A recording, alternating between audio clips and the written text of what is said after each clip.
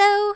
My birthday was September 2nd, so to celebrate, I've decided to upload episodes from my Mindfulness Podcast series, Reading with Cari, every day through the month of September. Once we hit October, I'll be posting the episodes every Friday with the bonus minisodes on Saturday. To catch the episodes as they air every Wednesday, you can subscribe to my podcast on Apple Podcasts, Spotify, Stitcher, or wherever you get your podcasts. Click the link in the description below to go directly to my podcast's website. Hope you enjoy!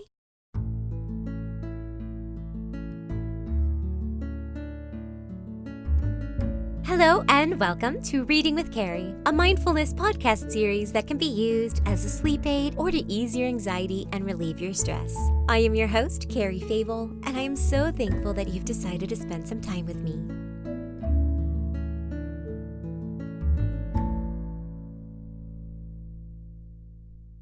Today's story is an old Irish folklore from 1904 called The Lady Promised. It ends a bit abruptly, but the descriptions paint such a beautiful depiction for the imagination, so I wanted to share it with you. But first, as always, let's start with a breathing exercise. Let's do the heart activation breathing method.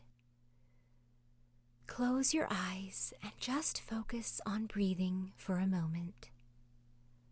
Don't change the pace forcefully. Just notate the process within. Try to gently encourage your breathing to slow a bit. Perhaps internally count to 4.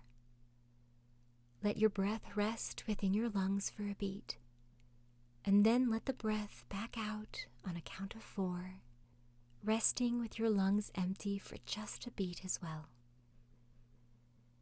Now imagine your breath going into and out from the heart. Biologically, we know that it is our lungs that perform this function. But for the sake of this exercise, of aligning your mind with your heart, visualize the oxygen entering your heart or your chest and exiting out from there as well. It might help you to put your hand over your heart as you breathe, to direct your focus to your heart. Settle into the rhythm of your breath, slowly coming into your heart and gently leaving it. It's okay if your mind wanders. Just make note of it and bring yourself back to focusing on your breath. Great job! You've completed the exercise. I like to take a nice, long, slow sigh to celebrate the realignment of my heart and mind, and I invite you to do so as well. If you need to, you can sit a bit more with your natural breathing rhythm. Continue this podcast when you feel ready. And now here's the story. A long, long time ago, O'Donoghue was a brave and mighty prince. He was as fine and good at leaping and running and hunting and swimming as any other, and even better. Ross Castle and the estates surrounding it belonged to him. He was not hard on poor tenants or people, and if they couldn't pay the rent, he wouldn't be taking the beasts they had for that matter. Besides all this, he was learned in many books, and was able to change himself into any shape or form that he wanted. To be sure, it was a great gift, but he had sold himself to the devil for it. The bargain was that if a woman should screech while he was in a changed shape, he should give himself up to the devil. For a long time, O'Donoghue took very good care that there was no woman nearby whenever he diverted his friends by changing his form into whatever shapes they would be calling after. People talked about it in the whole land, and they were all amazed that he could change his form like that.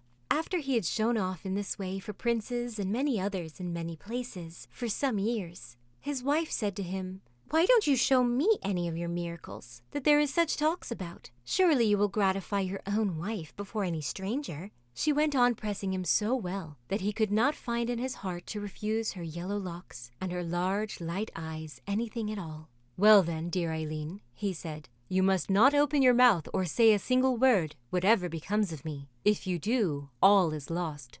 She promised to be very quiet, and said she would not be frightened at all, and to do whatever he told her. Then O'Donoghue made himself into an elegant stag, and kept leaping and running about the court for some time, delighting all that was looking on. When he grew tired of that, he became the most beautiful fish you ever saw, and as always, no one could understand how he changed himself. He then made sort of a kind of a pool on the very top of the castle and began swimming there. As he swam round and round, the castle began to go round too and seemed to turn upside down. His lady was inside the castle when it started to spin and tilt and got topsy-turvy from it. Quite beside herself, forgetting all his commands, she screeched in fright. Surely enough, it was a sore screech for her husband, for without another word, he took a leap into the lake and was never seen from that day to this. From Tibbets, 1904, page 85 to 88, retold. Found at oaks.nvg.org. Link in the description. Well, I did warn you that it ended abruptly. The moral of this story is about the importance of keeping your word. Some promises are difficult to keep and can even be broken unintentionally, as we hear in this story. I think the poignant concept is honesty.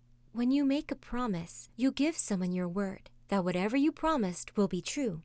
A promise to keep a secret, to do your chores, to pick up milk at the store. Sometimes a promise isn't an explicit thing, but whenever we speak to another, we have the opportunity to be honest and true to ourselves. Always speak from your heart. Say when your feelings have been hurt or that you care for someone. When you always remain truthful to yourself, others will know they can trust you. That's a true testament to your character and certainly can help with your mental health. When you are living in alignment with what you say and portray publicly, you will have internal peace. Here's a closing anonymous quote that relates to both the story and the broader aspect. Don't promise when you're happy. Don't reply when you're angry. Don't decide when you're sad. Thank you for listening. I welcome you back anytime you may need to hear a comforting voice or familiar bedtime story.